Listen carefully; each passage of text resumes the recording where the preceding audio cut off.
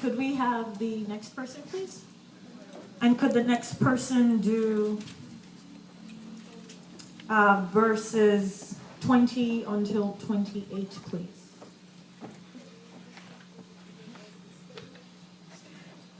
Wherefore it came to pass, when the time was come, about after Hannah had conceived, that she bare a son, and called his name Samuel, saying, Because I have asked him of the Lord.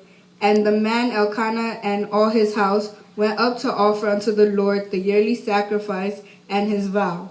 But Hannah went not up, for she said unto her husband, I will not go up until the child be weaned, and then I will bring him, that he may appear before the Lord, and there abide forever. And Elkanah her husband said unto her, Do what seemeth thee good, tarry until thou have weaned him. Only the Lord established his word. So the woman abode, and gave her son suck until she weaned him. And when she had weaned him, she took him up with her, with 3 bullocks, and 1 ephah of flour, and a bottle of wine, and brought him unto the house of the Lord in Shiloh. And the child was young.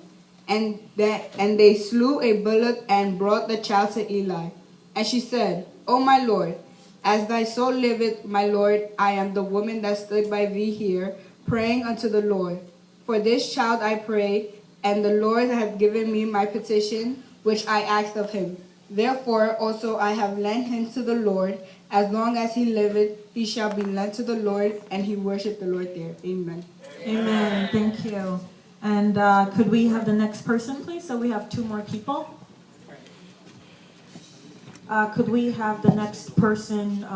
So we're up to chapter 2 now. Could you please do 1 to 5? Chapter 2, verse 1 to 5. 1 Samuel chapter 2, verse 1 to 5. Hannah's prayer.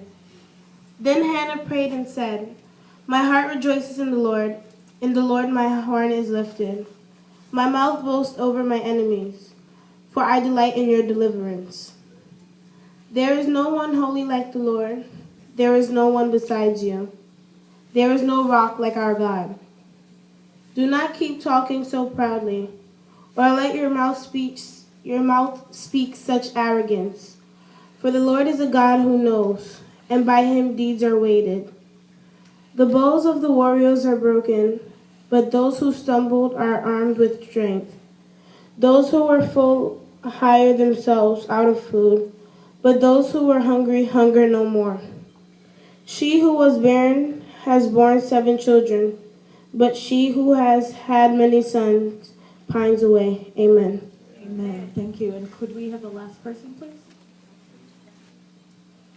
We had 5. Okay, please come. Yeah, so you're going to do chapter 2, verses 6 to 10.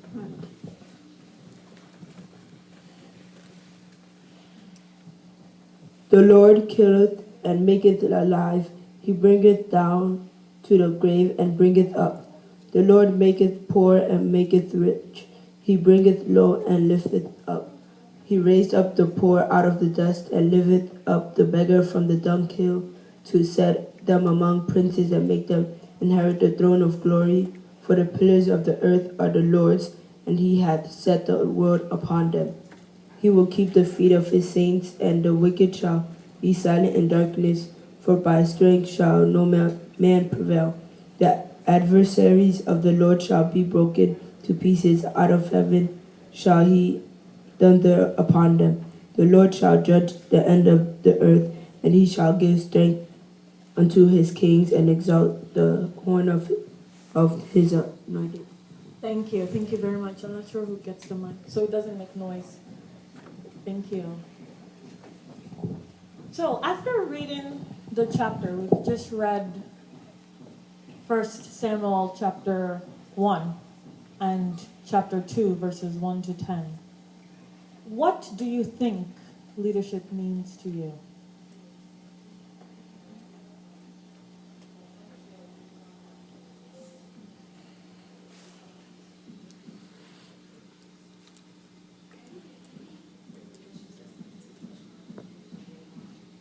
Okay, and excuse me, which of the characters did that in the story? So which of the people in the story were role models. Okay.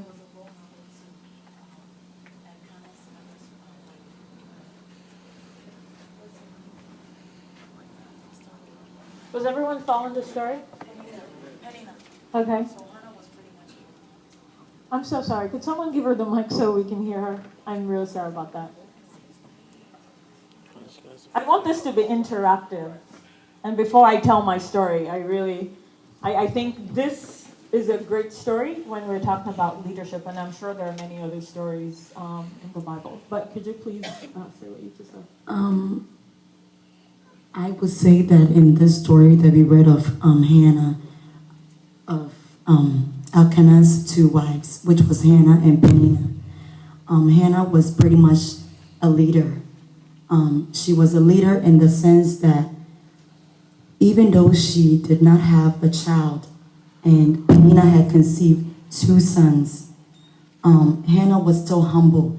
She believed in the Lord. She believed that no matter what the situation is, if she go down on her knees and she asks God, God is going to give unto her.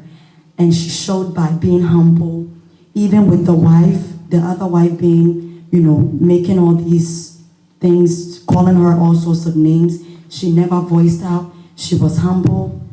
And that is how God blessed her. So I think that being a leader is being humble and being able to control certain things without having to voice out, but believing that there is a God who can come in and take absolute control over everything. Amen. I think she's a preacher. She's practicing. You were going to say something. Yeah. Oh, if everyone can hear you, that's fine. I'm not. I think everyone. Okay. I was gonna say, based on what we read, Okay. it seems that a leader has to sacrifice. It seems And that, who was doing the sacrificing? Hannah, Okay. in the sense which she wanted God to give her a son. So she took it up to God and said, if you give him to me, I will give him to you. So it seems that if you want to be a leader, maybe, lead a church, you're going to have to sacrifice. God give you this and I'll give it back to you. So Is it always tit for tat? Is it always give and take? Is it always give and take? The more you give, the more you get. So that's what I'll say. So that's what. Thank you so much for your contribution. Anybody else? Oh, okay. What I want to say is that being a leader, you be in between, it's a struggle. You be in between, it's a battle. Like a grandma here is in between the battle because his wife, Hannah, was not given, but the other wife was given to him. And at the same time, you always sacrifice what? I'm sorry, you sacrifice what? Sacrifice, make sacrifice. Okay, to God. okay, right, to God, yeah. Every year. But so being that you'll be thinking that I'm doing all these things to God. I'm leading God's people. I'm doing this thing in the church. Wherever you are, you'll be doing all sort of things. But within you have an eternal struggle. Yes, the case you have two wives. One gives birth, one is not able to give birth.